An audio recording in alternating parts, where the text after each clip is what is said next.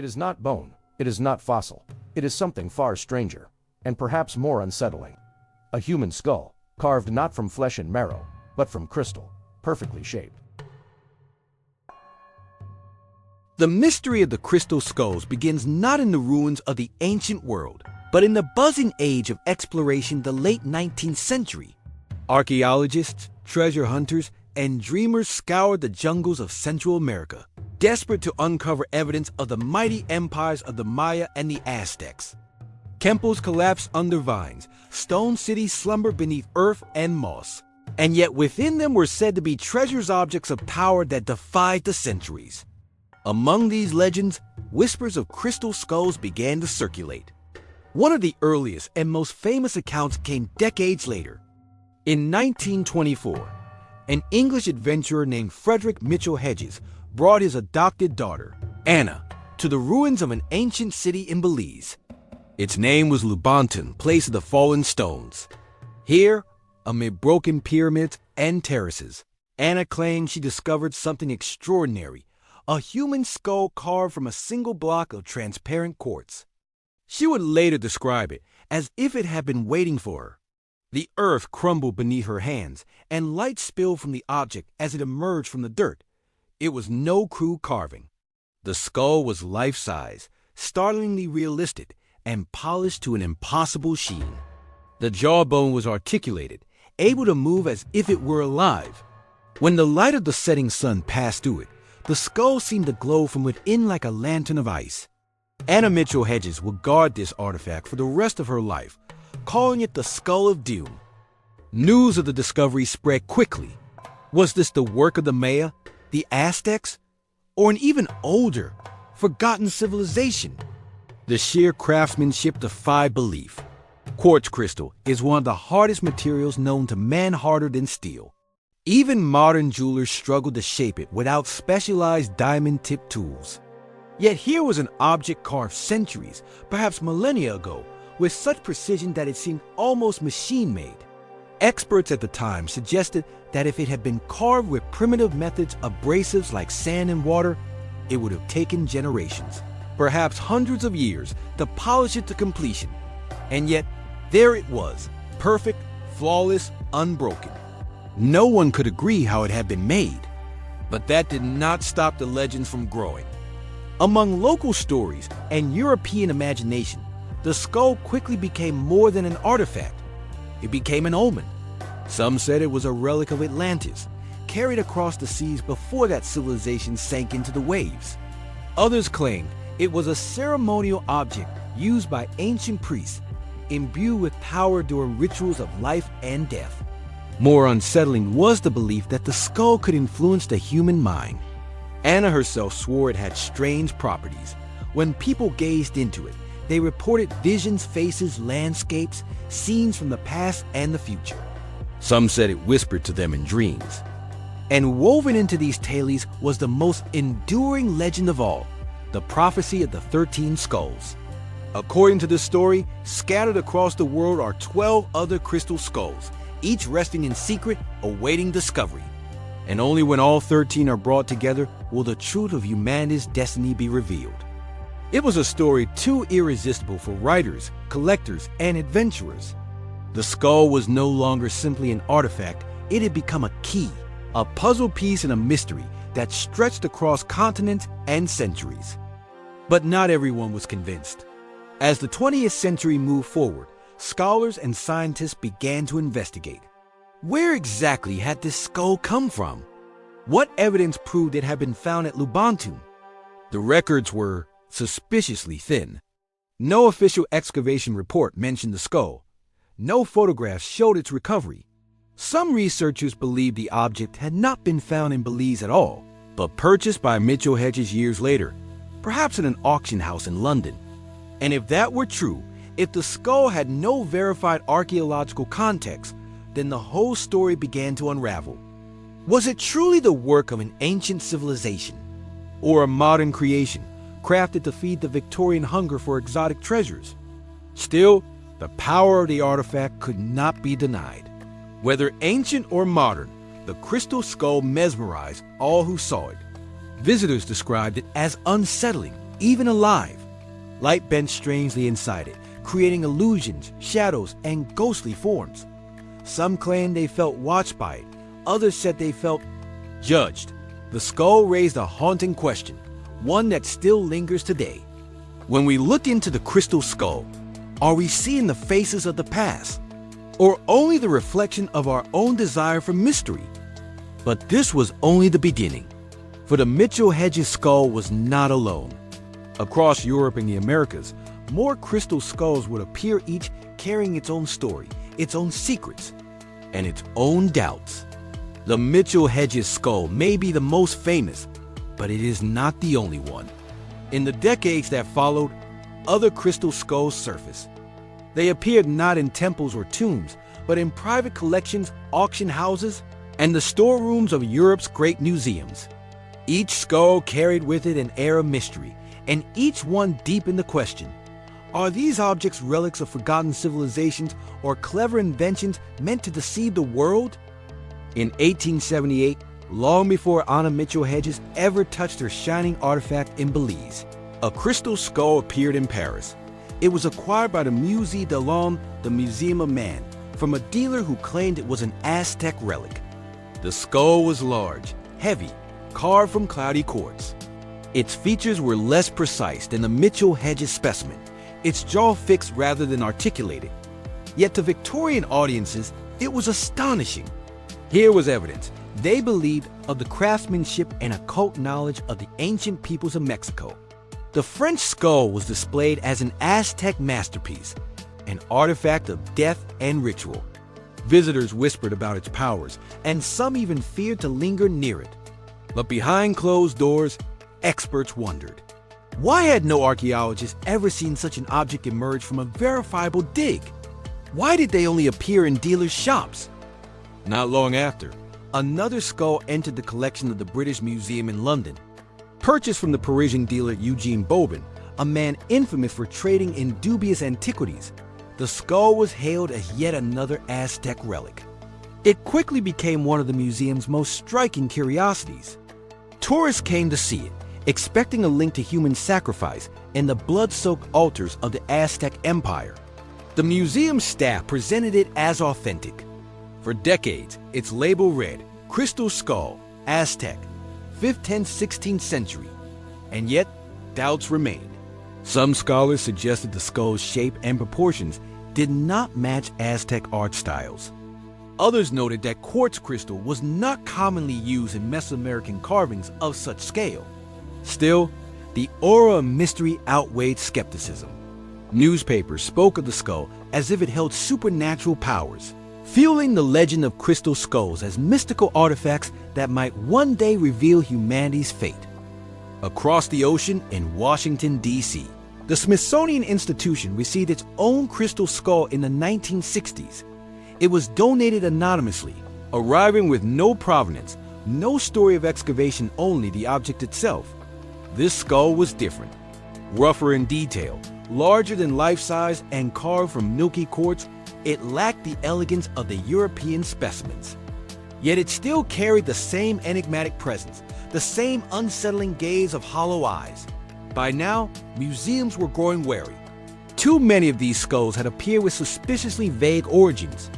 The Smithsonian labeled theirs not as an ancient artifact, but openly as a probable modern creation.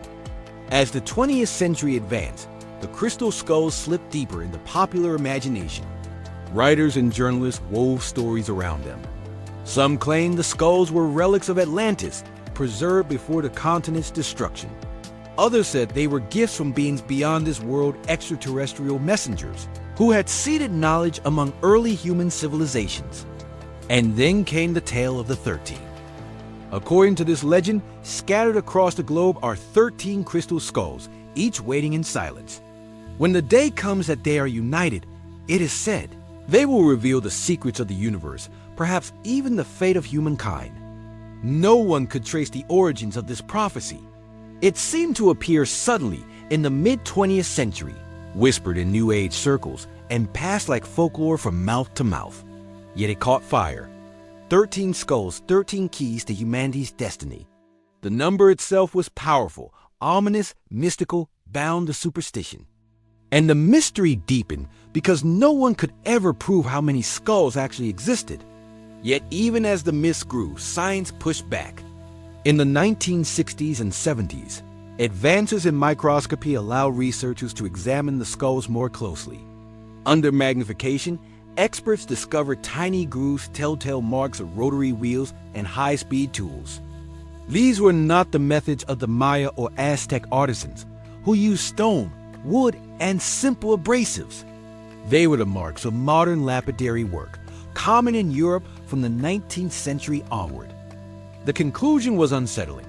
Most of the skulls, if not all, were almost certainly modern fabrications, and their sudden appearance in the collections of Paris and London aligned perfectly with the era of rampant forgeries in the antiquities trade. The French dealer Eugene Bobin, in particular, was revealed to have sold numerous questionable artifacts. He may well have commissioned crystal skulls from European artisans and passed them off as Aztec relics. If true, then the entire crystal skull phenomenon began not with ancient priests in Mexico, but with ambitious forgers in the back rooms of Paris. And yet, despite the evidence, the skulls refused to lose their power. Visitors still stood transfixed before them in glass cases. Writers still spun tales of hidden energy and lost civilizations. The reason was simple: mystery is intoxicating.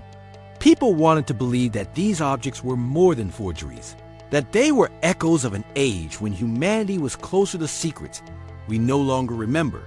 And perhaps, in a way, the truth didn't matter. For whether carved by Aztec artisans or Parisian jewelers, the skulls had become symbols, icons of the unknown, mirrors reflecting our hunger for the mystical. But the story does not end here, for one skull remained at the center of the storm. A skull so perfect, so eerily lifelike, that no explanation, ancient or modern, has ever fully satisfied. The Mitchell Hedges skull? The so-called Skull of Dew? Was it a fraud, or the last surviving remnant of something lost to time? In the quiet of a museum case, a crystal skull is nothing more than carved stone. But for many who encounter it, the experience is far stranger. Lights flicker within. Shadows seem to move. Some claim to see visions, faces, landscapes, events not of this world. Others feel watched, even judged, by the hollow sockets of crystal eyes. Science may call these illusions, but to those who have witnessed them, the skulls carry something more, something that cannot be dismissed so easily. The Mitchell Hedges skull drew the greatest scrutiny. In the 1970s, a team from Hewlett-Packard was granted permission to study it. Their tools were designed not for archaeology, but for testing industrial-grade quartz used in electronics. Under close inspection, the team found no obvious tool marks. The surfaces were polished to such perfection that light refracted through the skull in ways unlike any other object. The jaw was detachable, carved with uncanny accuracy. One engineer remarked that if the skull had been made by hand, it would have taken centuries of constant polishing with sand and water. The results baffled them. No conclusion was reached. To believers, this was proof that the skull was beyond modern capability, that it had been created by some advanced, perhaps lost technology. To skeptics, it was simply another layer of confusion, compounded by the lack of a verifiable origin. But other skulls did not withstand such scrutiny. At the Smithsonian Institution, experts placed their crystal skull under electron microscopes. What they saw was unmistakable: microscopic grooves consistent with modern rotary carving. Further chemical analysis revealed residues of carborundum, a synthetic abrasive invented in the 19th century. This was no ancient relic. It was a product of modern lapidary techniques. One curator stated bluntly, "The crystal skulls are not pre-Columbian. They are fakes." This verdict reverberated through the archaeological world. The British Museum soon followed suit, conducting its own examinations. The results were the same: tool marks from wheels, patterns inconsistent with Aztec or Mayan styles, and absolutely no evidence of discovery in controlled excavations. From the perspective of science, the case seemed closed. And still, the Mitchell Hedges skull remained the outlier. Its surface revealed fewer of the telltale marks. Its eerie perfection seemed to defy explanation. And Anna Mitchell Hedges, who kept the skull until her death in 2007, maintained her story to the end that she had unearthed it at Lubanton as a young girl. Skeptics countered that her father had likely purchased the skull at a Sotheby's auction in London in the 1940s, and that Anna had built the legend around it later. No receipts survived. No definitive record existed. The trail was cold. And so the skull's aura of mystery only grew stronger. Beyond the question of authenticity was the more haunting question of experience. Why did so many people claim that the skulls influenced their minds? Some visitors reported visions of cities long vanished. Others described hearing whispers or seeing glowing lights within the courts. A few insisted the skulls healed them of illness or pain. Researchers in parapsychology took interest, suggesting the skulls acted as energy transmitters, amplifying thoughts or memories. Skeptics explained the experiences as suggestion, hallucination, or the tricks of light refracting within the crystal. But the accounts piled up. Even seasoned scientists admitted to feeling unsettled when studying the skulls. There was something undeniably uncanny about them, something that seemed to stir the subconscious in ways no ordinary artifact could. It was during this time, the mid to late 20th century, that the legend of the 13 skulls solidified. Writers claimed that when all 13 were reunited, they would unlock secrets vital to humanity's survival. Some said the skulls contained knowledge of our origins. Others claimed they were cosmic memory banks, storing wisdom from civilizations older than history. And still others whispered that the skulls were warnings, that they held visions of catastrophe if humanity strayed too far from its path. The idea was irresistible, even cinematic. It captured imaginations across the world. Books, television specials, and eventually blockbuster films wove the crystal skulls into modern mythology. By the close of the 20th century, the battle lines were clear. Museums and archaeologists dismissed the skulls as clever forgeries, products of 19th century Europe's obsession with exotic artifacts. Yet outside the ivory towers, the skulls were icons of mystery. Spiritual seekers and adventurers saw them not as frauds, but as relics of a forgotten past. The truth was complicated. Most of the skulls could be traced to dealers like Eugene Boban. The tool marks betrayed their modern manufacture, but just one remained beyond certainty. The Mitchell Hedges skull, its flawless transparency, its perfect symmetry, its uncanny lifelike form. It was either the greatest archaeological hoax of the century, or a relic from a time and place we do not yet understand. If the skull is a hoax, then it is the most brilliant forgery ever made. If it is genuine, then it is something far stranger, something that may rewrite everything we know about the past. But what if the truth is not about the skulls themselves, but about us and the mysteries we choose to believe? The scientific verdict seemed final. Most of the crystal skulls are clever forgeries, carved in the 19th century and sold to collectors hungry for wonders. Yet the story did not end with the label of fake, for the skulls, whether ancient or modern, refused to vanish. They became part of something larger, a myth that continues to haunt the imagination. By the late 20th century, the crystal skulls had entered the bloodstream of popular culture. Television documentaries explored their supposed powers, often with ominous soundtracks and dramatic reenactments. Writers connected them to lost continents, extraterrestrial visitors, or secret priesthoods guarding forbidden knowledge.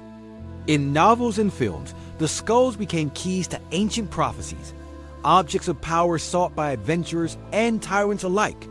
One blockbuster movie even suggested they were remnants of alien beings, their crystal craniums carrying wisdom beyond Earth.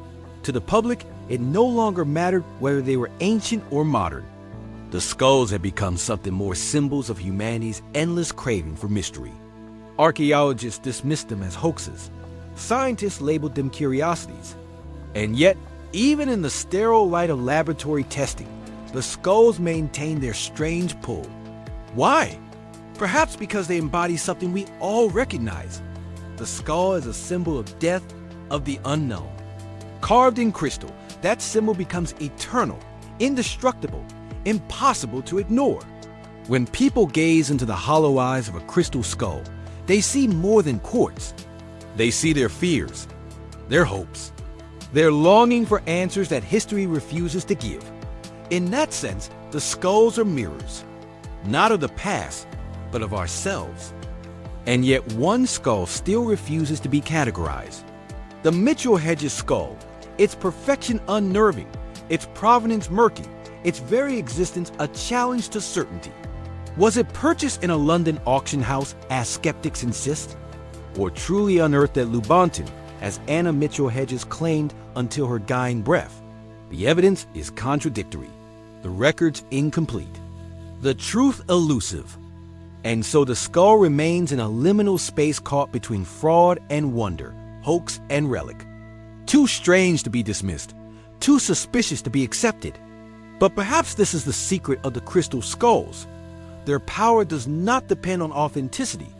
Even if they were carved in 19th century Paris, they have become vessels of myth, as potent as if they were carved by ancient hands. Consider, the skulls have drawn millions of visitors, inspired countless stories, even led seekers into the jungles of Central America in search of hidden temples. They have shaped dreams, sparked debates, and haunted imaginations.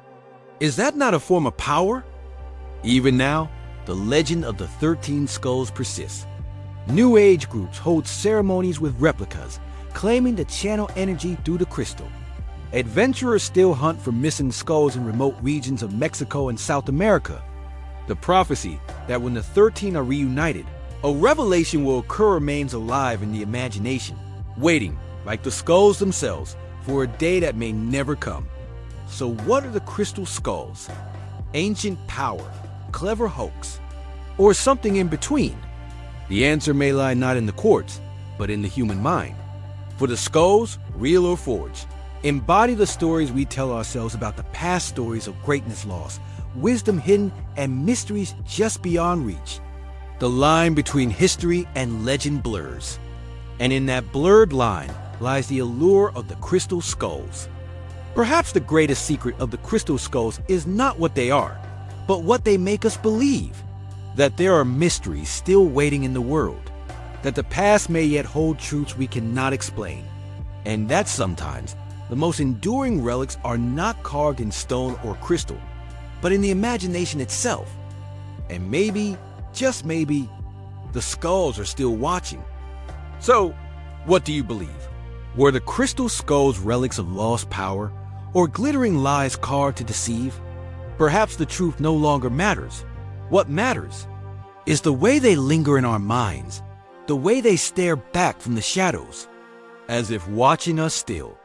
If this mystery has left you unsettled, there are many more waiting.